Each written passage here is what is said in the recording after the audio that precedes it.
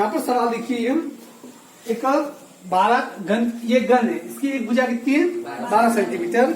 इसे कितने घनों में काटा जाता है 8 घनों में काटा जाता है। तो जो छोटे घनों में काटा जा रहा है उसकी भुजा ज्ञात कीजिए और साथ ही दोनों घनों के पृष्ठीय क्षेत्रफलों का अनुपात ज्ञात कीजिए। देखिए क्या कह रहा है ये। अब इसे छोटे छोटे 8 घनों में काट दिया भाई ने, 1 2 3 4 5 6 7 और 8। इसको कितने घन में काटा 8 समान घनों में। जब मेरे ख्याल एक चीज से दूसरी चीज बनाई जा रही है तो इसका मतलब जो चीज बनाई जा रही है उसको हमेशा आगे लिखो। कैसे लिखेंगे 8 घनों का आयतन। अब इससे ये चीज बनाई जा रही है तो कभी भी एक चीज से एक बाल्टी में पानी भराए, उस बाल्टी का पानी मटके में डाल दो तो बाल्टी के पानी जो बाल्टी का पानी आप मटके में डालोगे तो उस आयतन में कुछ परिवर्तन होगा। ऐसा नहीं है कि बाल्टी में पानी है तो मटके में डालते आधा हो जाएगा, नहीं होगा, पानी का आयतन समान रहेगा। इस घन से ये 8 बनाए जा रहे तो इसका आयतन और इसका आयतन क्या होगा समान होगा। तो 8 घनों का आयतन बराबर बड़े घन का आयतन। ठीक है। अब यहां देखिए 8 घनों का आयतन, घन के आयतन का सूत्र क्या होता है भुजा क्यूब। बड़े घन का आयतन का भी सूत्र क्या होगा भुजा क्यूब। इसकी भुजा हमको ज्ञात करनी है तो 8 इंटू भुजा क्यूब। इसकी भुजा कितनी है 12 इंटू 12 इंटू 12। ठीक है। अब ये भुजा क्यूब 12 इंटू 12 इंटू 12, 8 इसके नीचे आ जाएगा, 4 दूनी 8, 4 तिया 12, 2 का भाग 12 में 2 6 12। ये भुजा क्यू बराबर इसका गुणा कर दो भाग से 72, 72 छत्तिया 18, 18 दूनी 36, 18 18 21, 216। भुजा क्यू कितना आ गया 216। देखो यार जब भुजा स्क्वायर आता है तो यहाँ की संख्या का वर्गमूल निकालते हैं, पर जब भुजा क्यू आए क्या जाए भुजा क्यू आ जाए तब हम इसका घनमूल निकालते हैं। 200 का घनमूल कितना होगा 6। कैसे होगा बताऊं मैं आपको। ये कि आप 216 के अभाज्य गुणनखंड करोगे, क्या करोगे 216 के अभाज्य गुणनखंड। तो इसमें आप अभाज्य गुणनखंड करने के बाद 3 के जोड़े बनाओगे तो क्या निकलता है घनमूल। में आपको बता दूं तुम्हारे दिमाग में कंफ्यूज रहेगा। जैसे 216 है, 216 से 6 कैसे हुआ।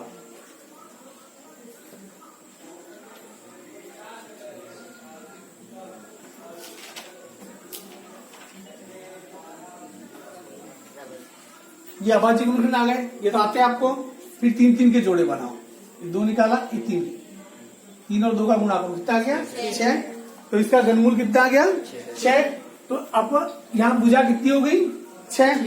पहला काम आसान हो गया। इसकी छोटे घन की भुजा कितनी आ गई 6। पर ये क्या कह रहा है बड़े घन के पृष्ठीय क्षेत्रफल और छोटे घन के पृष्ठीय क्षेत्रफल का अनुपात ज्ञात करो। सबसे पहले बड़े घन का पृष्ठीय क्षेत्रफल का सूत्र क्या होता है बताओ। पृष्ठीय क्षेत्रफल का सूत्र घन का पृष्ठीय क्षेत्रफल भूल गए नालायकों। 6 भुजा स्क्वायर पढ़ा नहीं पहले। 6 भुजा स्क्वायर क्या 6 भुजा स्क्वायर। तो 6 इंटू बड़े घन की भुजा कितनी है 12 इंटू 12, 6 इंटू 12 का 12 से गुणा किया 144, 6 चौक 24, 6 चौक 24 और अपने अपन इन दोनों का ज्ञात करना है, अपन सीधे कर लेते हैं ताकि कुछ संख्या कट जाएगी। देखो बड़े घन का पृष्ठीय क्षेत्रफल अनुपात ज्ञात कर रहा है अपॉन छोटे घन का पृष्ठीय क्षेत्रफल। इसका सूत्र क्या होता है 6 भुजा स्क्वायर। इसका भी क्या होगा 6 भुजा स्क्वायर। यहाँ पर देखिए 6 से 6 में से क्या हो गया इसकी भुजा कितनी है बड़े घन की भुजा है 12 इंटू 12।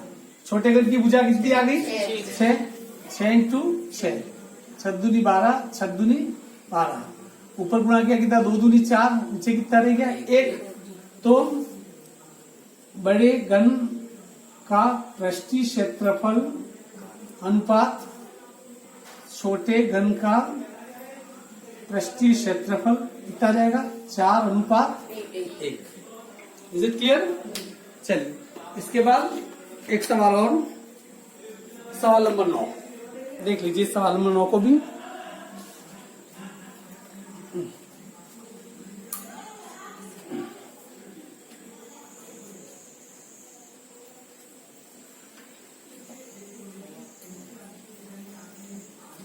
ये आपको ध्यान रखना है कि ये जो पढ़ रहे हो कहीं वेस्ट नहीं जाएगा, पूरा का पूरा 10 दे, इसलिए फायदा ये। सवाल नंबर 90,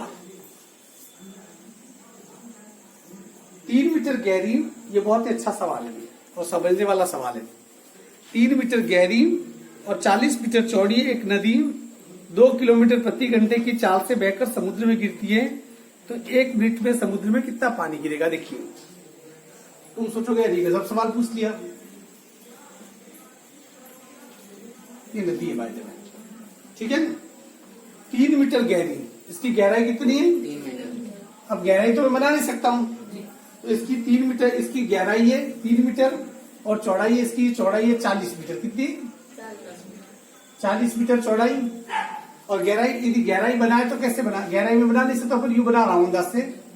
और इसकी ये लंबाई है, नदी यू बहती हुई क्या कर रही है, इसके अंदर पानी भरा हुआ है, ये पानी भरा हुआ है। इसकी देखिए चौड़ाई है इसकी 40 मीटर, इसकी गहराई का मतलब ऊंचाई, ऊंचाई यहाँ पर कितनी दे रखी है? 3 मीटर। 3 मीटर, ठीक है। और 2 किलोमीटर प्रति घंटा की चाल से बहकर कितनी? 2 किलोमीटर। 1 घंटे में कितने किलोमीटर चल रही है? 2। नदी की चाल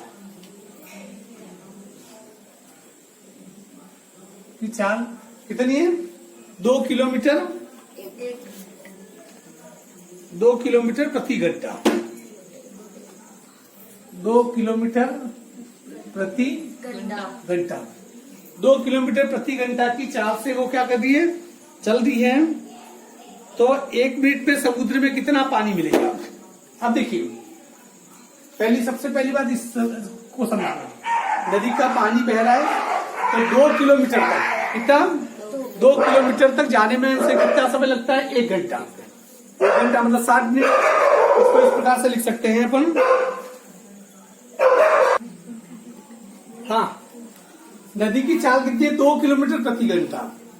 1 मिनट में नदी में, सागर में कितना पानी मिलाएगी ये ज्ञात करना है, ठीक है। लंबाई ये होगी, चौड़ाई ये होगी, ऊंचाई ये होगी। लंबाई आ जाए तो हम क्या कर सकते हैं कि उतने पानी का आयतन ज्ञात कर देंगे, घनत्व का आयतन ज्ञात कर देंगे।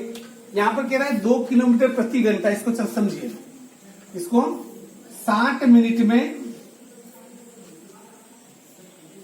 में पानी बहता है। कितना बहता है? 2 किलोमीटर। 2 किलोमीटर मतलब 2000 मीटर। कितना? 2000 मीटर।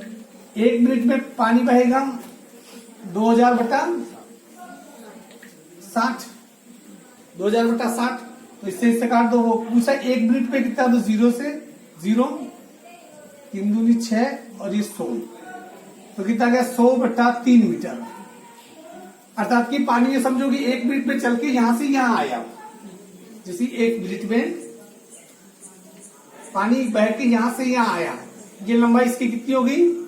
100 बटा 3। तो ये 100 बटा 3 क्या है? उस नदी की लंबाई, मतलब उतनी लंबाई तक वो 1 मिनट में उसका पानी आ जाएगा। तो कितना हो गया? 100 बटा 3, लंबाई होगी 100 बटा 3, चौड़ाई होगी 40, ऊंचाई होगी कितनी? 3। तो हम क्या कर सकते हैं कि घनाभ है ये, तो उतनी नदी में कितना पानी होगा? 1 मीटर जितनी बही है नदी, उसमें पानी कितना होगा? तो घनाभ का आयतन बराबर लंबाई इंटू चौड़ाई इंटू ऊंचाई। लंबाई कितनी है? 100 बटा 3, चौड़ाई कितनी है? 40 मीटर, गहराई 3 मीटर। 3 से 3 कर दिया तो 100 का 40 से गुणा किया तो 4, 1, 2, 3। कितने घन मीटर पानी होगा? 4000 घन मीटर। ये लीटर में तो नहीं दे रखा है, सीधा इस दे रखा है, तो लीटर में दे रखा हो, ये भी उत्तर देख लेते, लीटर में दे रखा हो तो उसको लीटर में बदलना पड़ेगा। कौन सा सवाल आपने ये? 13.5 का 4000 घन मीटर, ये ठीक है ना। तो ये प्रश्नवाली आपकी क्या हुई, समाप्त होगी। अब इसके बाद जो अगली प्रश्नवाली है हम उसको थोड़ा शुरू कर लेते हैं। अब है बेलन का आयतन, क्या? बेलन का आयतन।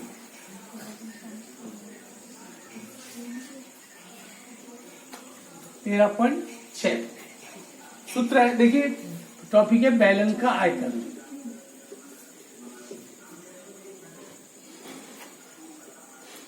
बेलन का आयतन का सूत्र होता है, देखिए आप एक बात बताइए, जैसे ही बेलन है,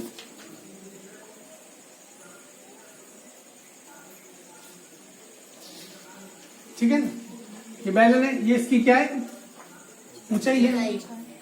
बेलन की जितनी ज्यादा ऊंचाई होगी उतने ज्यादा वृत्त काट सकते हैं। ये जैसे वृत्त है, एक वृत्त का सूत्र क्या होगा, पाई आर स्क्वायर, और इसकी ये ऊंचाई है, तो जितनी ऊंचाई होगी उतने वृत्त काट सकते हैं, तो पाई आर स्क्वायर, और ऊंचाई क्या है, एच। तो बेलन का आयतन का सूत्र हो जाएगा आपके, बेलन का आयतन बराबर पाई आर स्क्वायर एच। देखिए सूत्र इतने आसान नहीं है, अभी थोड़े दिनों बाद मैं पूछूंगा। मैं जैसे यूं नहीं करता हूँ, रटाता वगैरह नहीं हूँ। मैं जैसे बच्चे जिसे आप पढ़े हो, कई बार भी रास्ते में मिल गए, अचानक मैं रुक के तो एक सूत्र पूछ लूंगा, बताना घन का संपूर्ण पृष्ठीय क्षेत्रफल। उस समय पूछ लूंगा कितने, मुझे ये मतलब नहीं है कि तुम जवाब दे रहे हो, तुम जवाब कितनी सेकंड में आ रहा है, तो मैं समझ जाऊंगा तुम्हारी ये तैयारी कितनी है।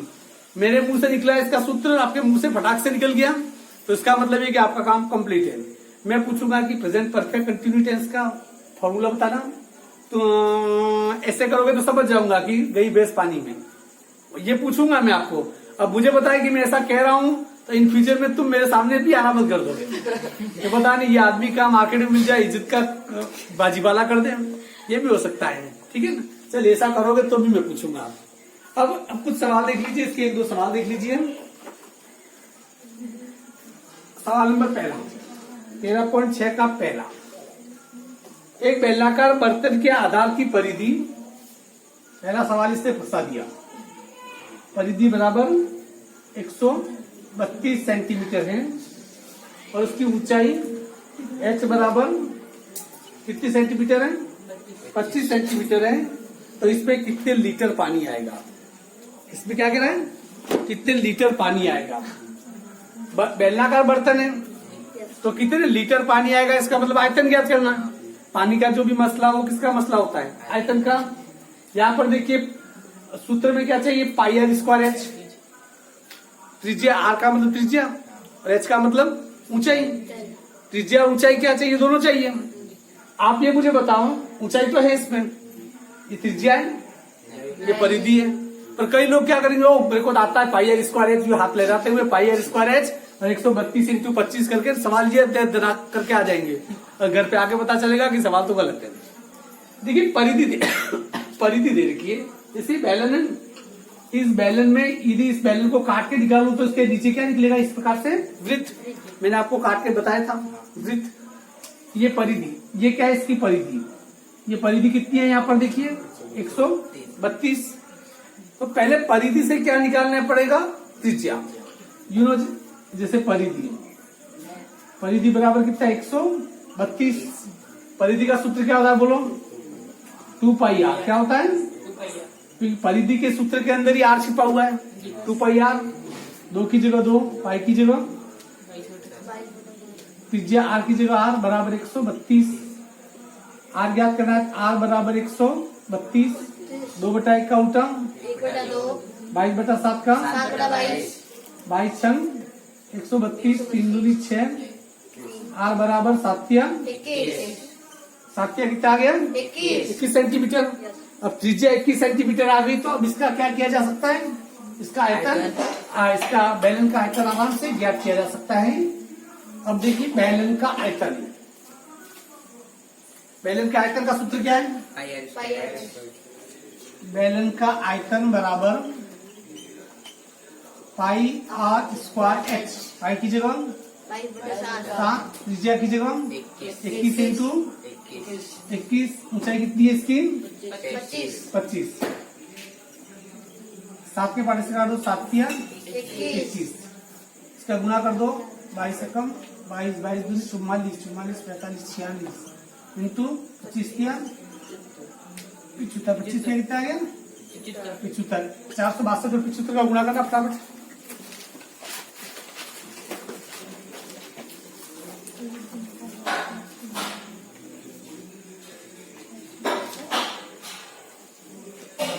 चार सौ बासठ और 75।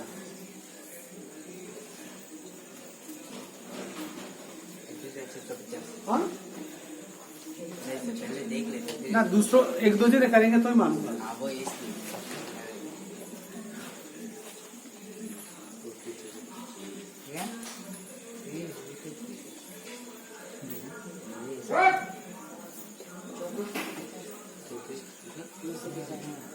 कितना है सर 34,950 बराबर 34,950 घन सेंटीमीटर।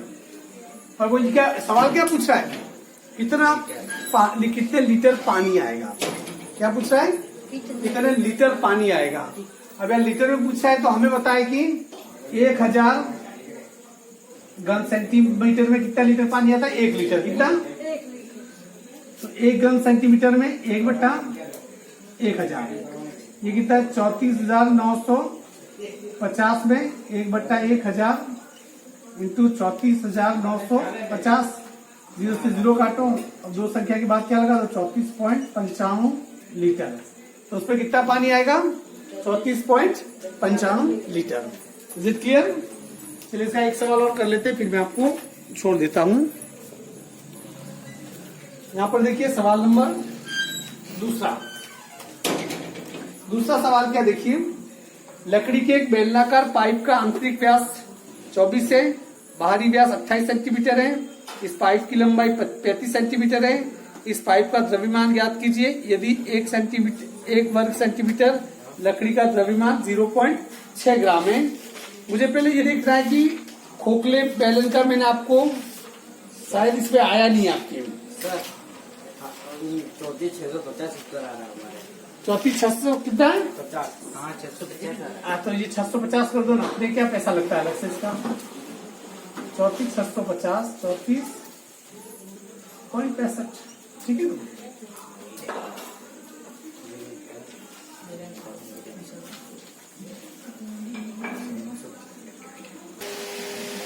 बंद करो, एक सवाल है देखिए, सवाल नंबर दूसरा, बंद करो पंखा।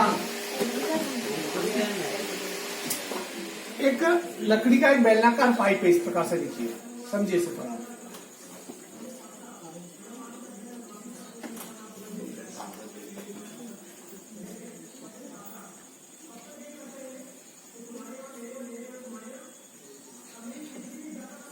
इस प्रकार से खोखला, ठीक है।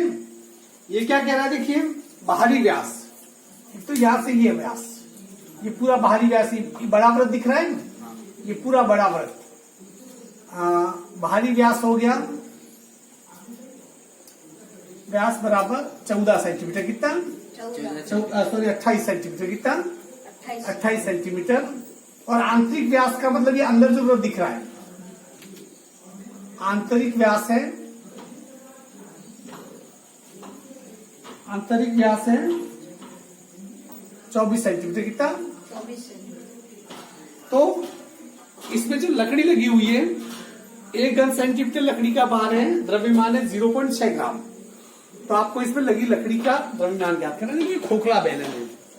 खोखला बैलन कैसे, मतलब कि एक तो ये बड़ा बैलन है, देखो इस पूरे बैलन में से इसको निकाल दो, इस पूरे बैलन में से छोटे बैलन को निकाल दो, क्या बच जाएगा, ये लकड़ी बच जाएगी। ये इतनी लकड़ी की क्या है, ये मोटाई है, इतना मोटा बेलनाकार बना हुआ है। अर्थात कि इस पूरे में से इस बैलन को निकाल दो तो आप लकड़ी बच जाएगी। तो इसे इस प्रकार से जब भी खोखला बैलन आए, यहाँ पर देखिए बाहरी व्यास इसकी त्रिज्या R1 बराबर कितना हो गया, 28 का आधा 14 सेंटीमीटर। आंतरिक व्यास 24 से 24, त्रिज्या इसकी R2 त्रिज्या कितनी होगी R1 और R2 इसलिए लगा कि बड़े वाले बैलन की त्रिज्या 14, छोटे वाले की त्रिज्या 12 सेंटीमीटर। Is it clear? अब यहां पर देखिए आप ध्यान से, खोखले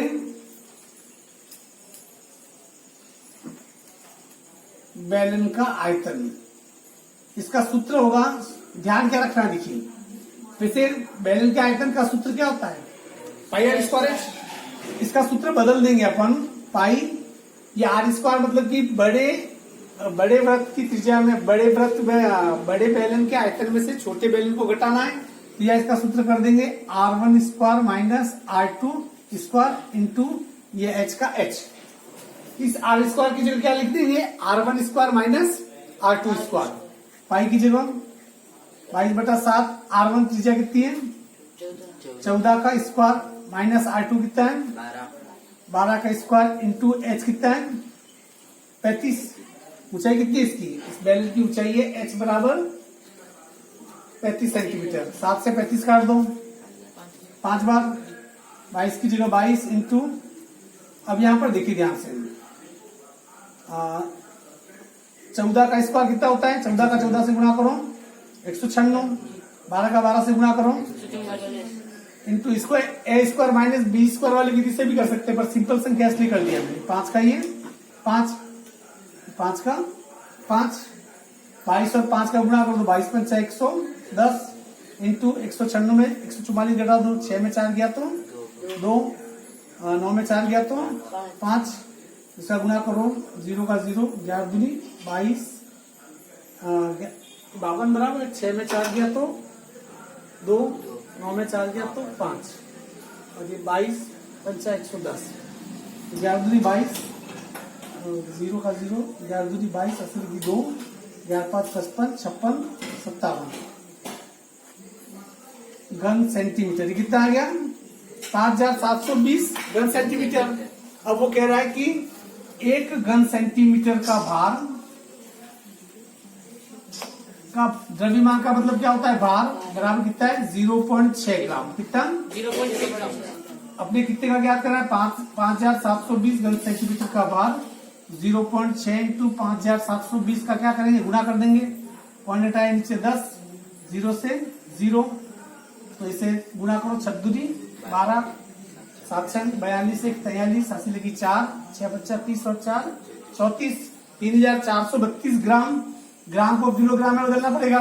एक किलोग्राम में कितना ग्राम होता है 1000, तो इसे 3432 में किसका भाग दे दो, 1000 का भाग दे दो, 3 0 टाइम 1 3 से के बाद पॉइंट तो आ जाएगा 3.432 kg।